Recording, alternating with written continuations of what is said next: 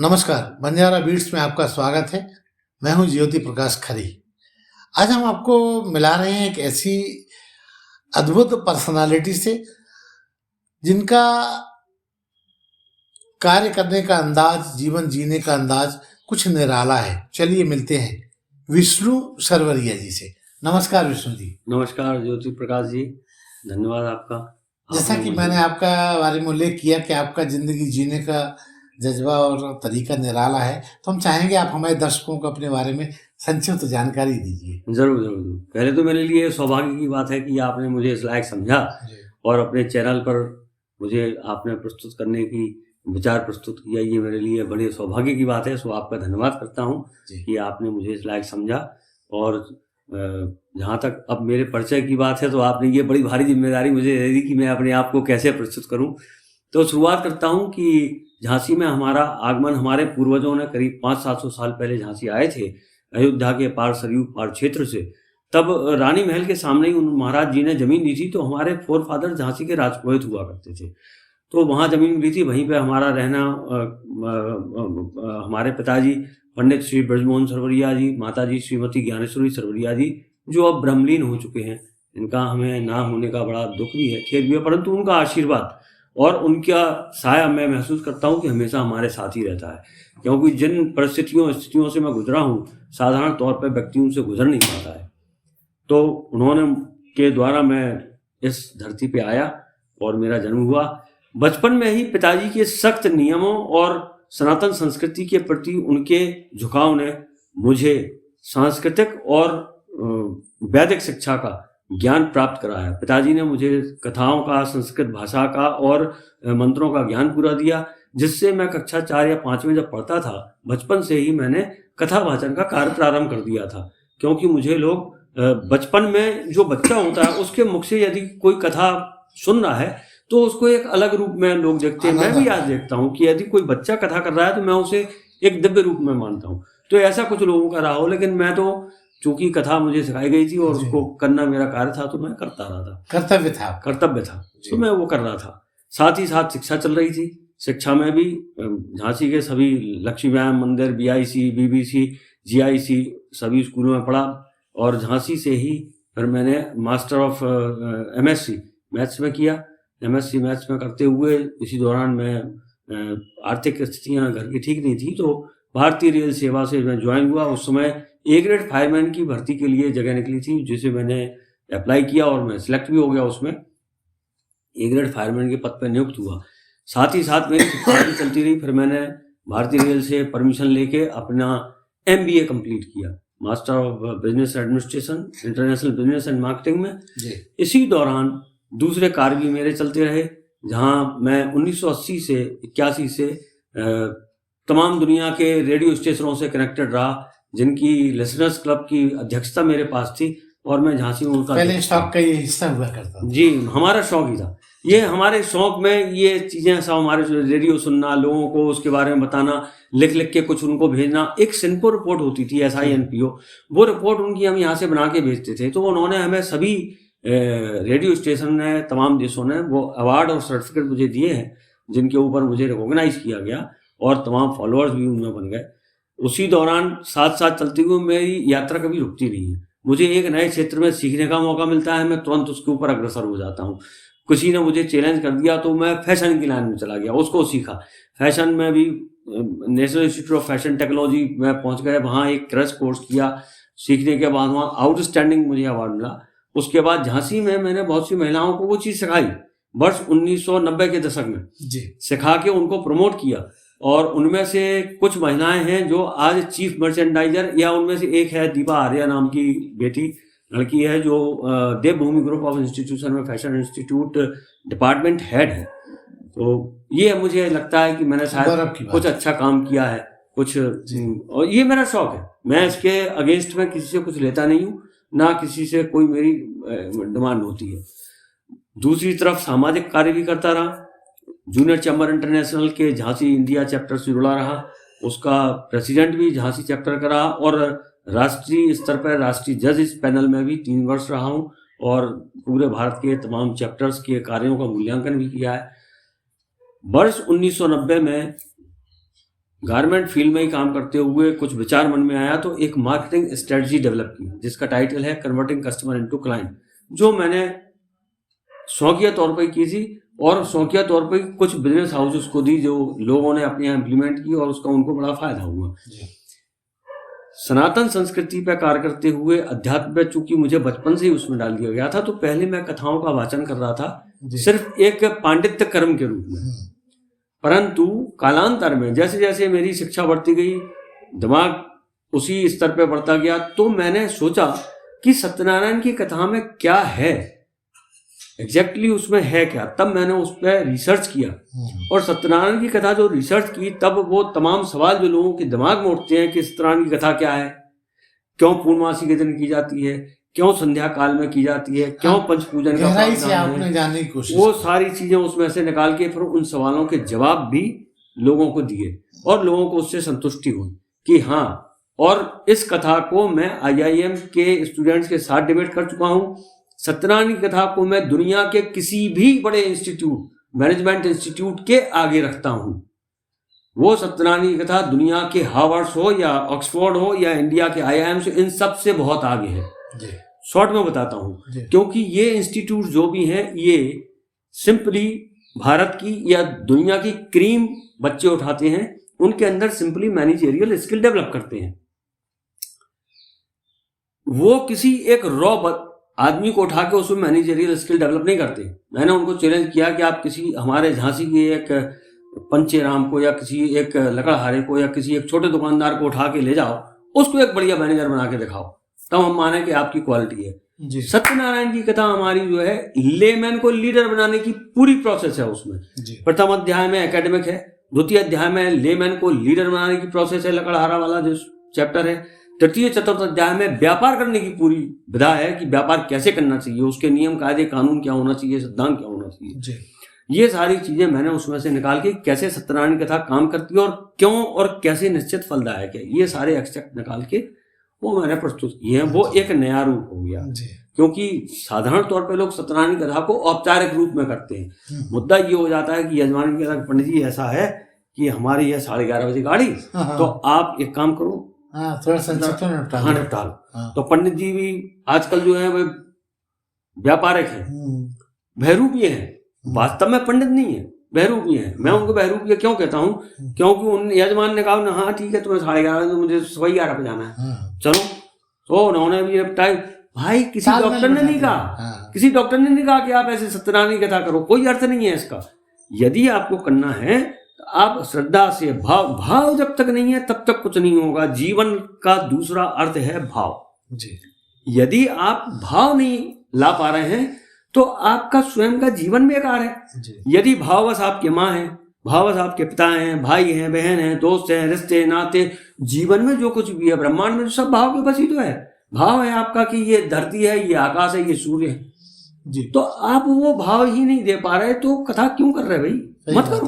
मतलब उसको जीवन में सहजता से जोड़ना चाहिए, सहजता के भाव और भक्ति पूर्वक, श्रद्धा पूर्वक उसको आप पूर्ण करेंगे तो निश्चित फलदायक है। ये मेरा आपको प्रमाण है, मैं प्रत्यक्ष प्रमाण हूँ उसके। जी, फिर आगे आपकी जीवन यात्रा क्या है? फिर तो सत्यनारायण की कथा के बाद फिर रामचरितमानस के ऊपर भी बहुत सारा काम किया, वो नर से नारायण बनने की पूरी प्रोसेस है ये सब।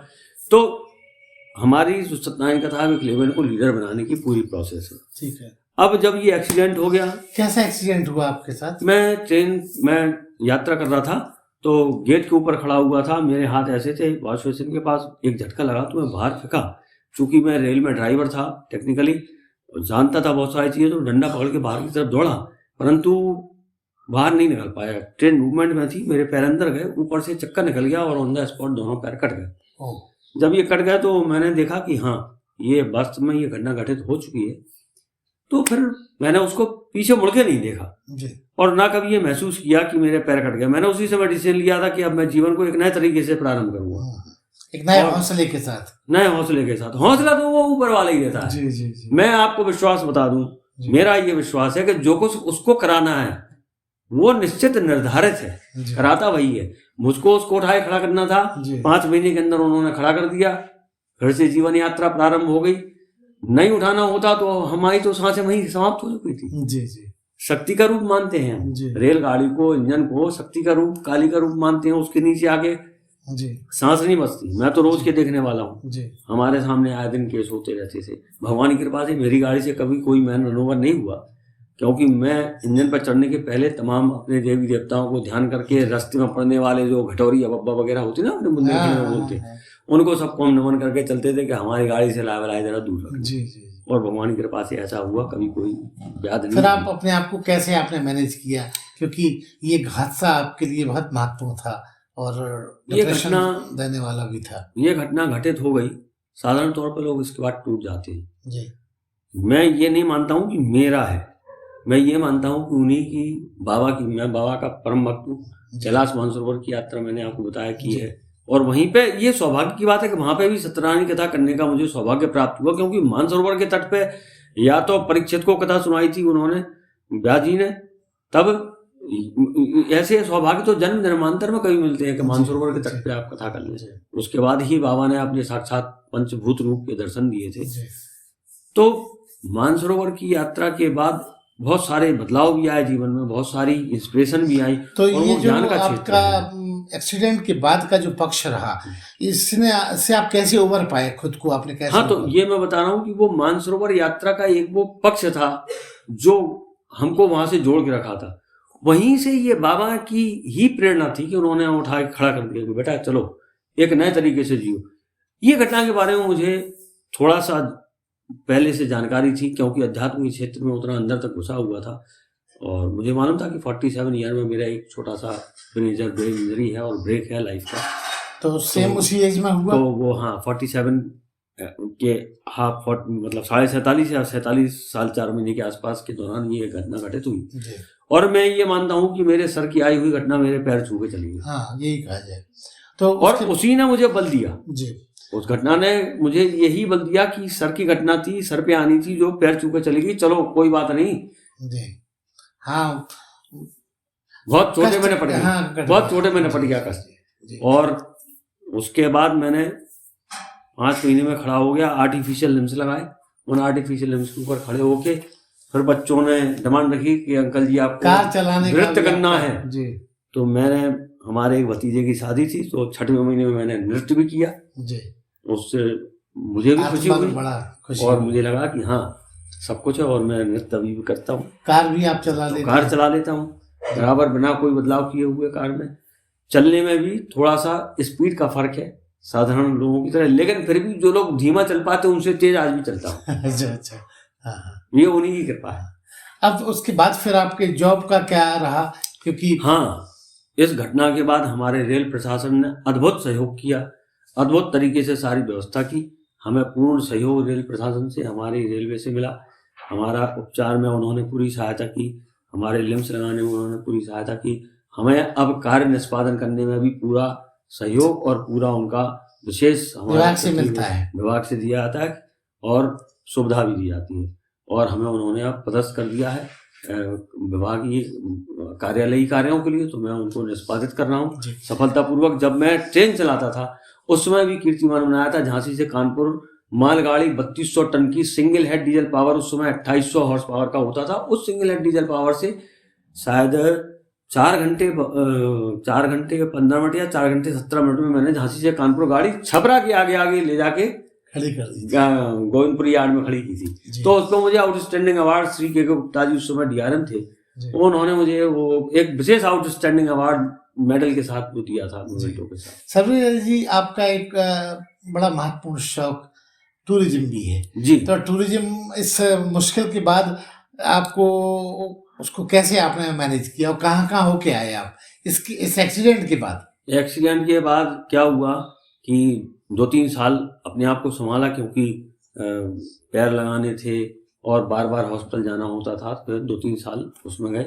लेकिन वर्ष 2017 में मैं अपने पूरे परिवार को लेकर शिमला कुफरी गया, जहाँ पर हमने एडवेंचरस गेम भी किए, जो रोप वे वगैरह और ये सब जो एडवेंचरस एक्टिविटीज होती हैं वो सारी हमने वहाँ की। और जाकू हनुमान जी वहाँ पे हैं, एक बड़ा प्रसिद्ध हनुमान जी का मंदिर है, बहुत ऊंची चोटी पे है, वहाँ की शायद सबसे ऊंची चोटी है। मैं उस चोटी पे चढ़ के गया अपने आर्टिफिशियल लिम्स से। और कहाँ गए? वहाँ पे जाके वो दर्शन किए। फिर उसके बाद कोरोना काल आ गया तो फिर हम लोग स्टकअप हो गए, कहीं जाने में आत्मा भड़बड़ा रही थी। अभी पिछले 6 महीने में मैंने पूरा देशाटन कर दिया, वो कहाँ क्योंकि हमारी बेटी को भी हमें दिखाना था और वाइफ को भी दिखाना था। तो शुरू किया हमने लद्दाख के 0 पॉइंट से। भारत का नॉर्थ का 0 पॉइंट है पाकिस्तान बॉर्डर और चाइना बॉर्डर।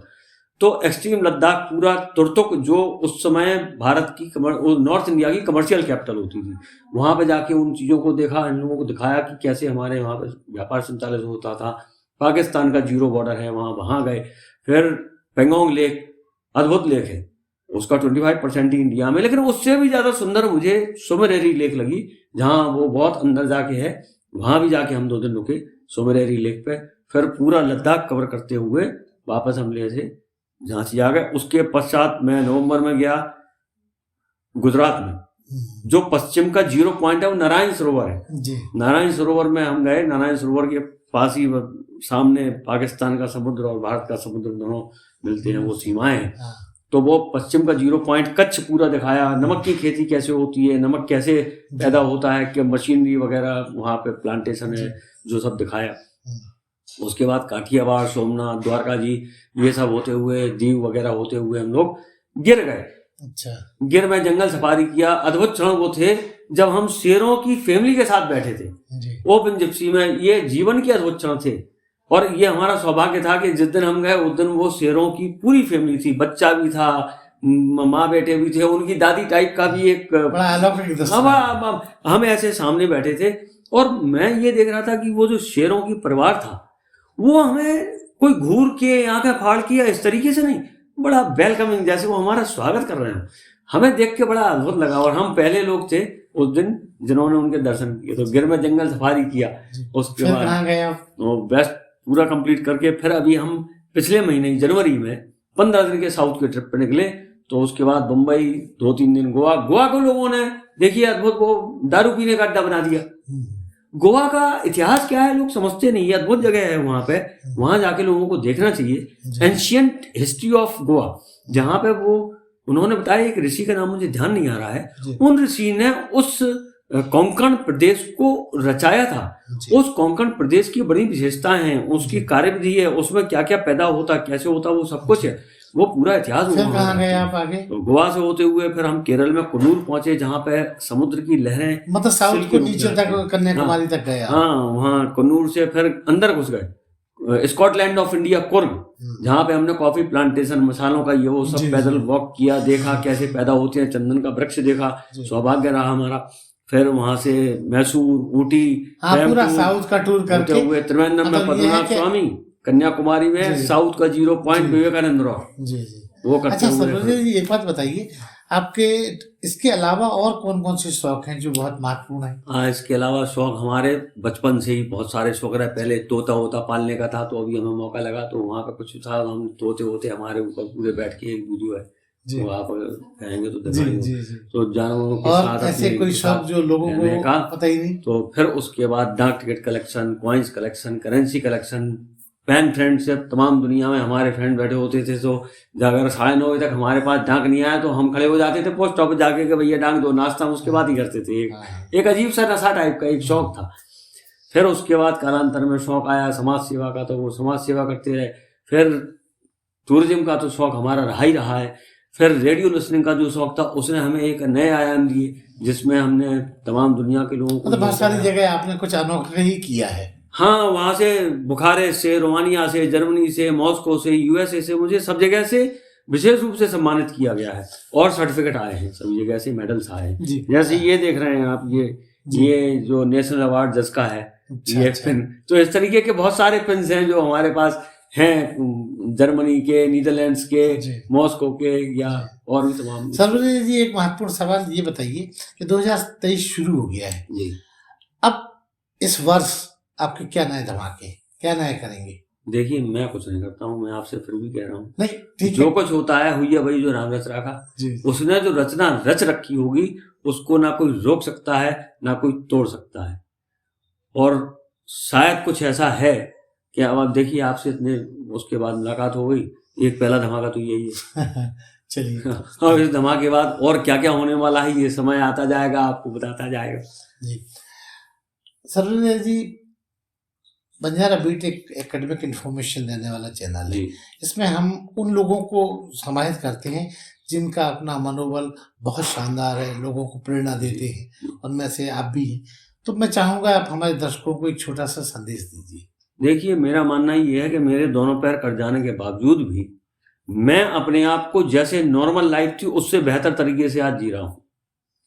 और पैर कट जाना या हाथ कट जाना ऐसे एक नहीं कई उदाहरण हैं पूरे दुनिया में। एक व्यक्ति ऐसा है जिसके ना दोनों हाथ हैं ना दोनों पैर हैं, लेकिन वो फिर भी देखो सर्वाइव पूरे करता है। पूरे उत्साह के साथ अपना जीवन जी रहा है। तो मैं केवल एक यही बात कहना चाहता हूं कि कितनी भी नेगेटिविटी आपके चारों तरफ हो, आप निकालने की कोशिश कीजिए, आपको पॉजिटिव थॉट्स उसमें भी मिल जाएंगे।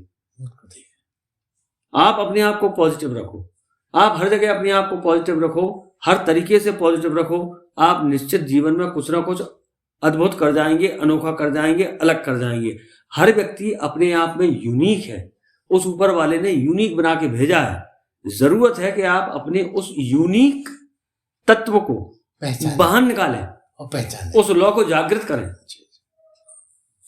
तो ये थे विष्णु सरवरिया जी, जो दिव्यांग होते हुए भी, माना कि पैर नहीं आप दिखा दीजिए, मेरे दोनों पैर दिखाइए, लेकिन उनका अपना जिंदगी जीने का जज्बा आज भी औरों से कहीं भिन्न है। बंजारा बीट से बात करने के लिए सरवरिया जी बहुत बहुत धन्यवाद ज्योति प्रकाश भाई साहब आपका। आपने मुझे इस लायक समझा और मैं आप सभी दर्शकों का भी बहुत बहुत धन्यवाद करता हूँ जो मुझे मेरे ऐसे वाक्यांश को सुनेंगे, देखेंगे और अगर अच्छा लगा तो उसे अप्रिशिएट भी करेंगे। इस चैनल को लाइक और सब्सक्राइब करना ना भूलें। देखते रहिए बंजारा बीट्स।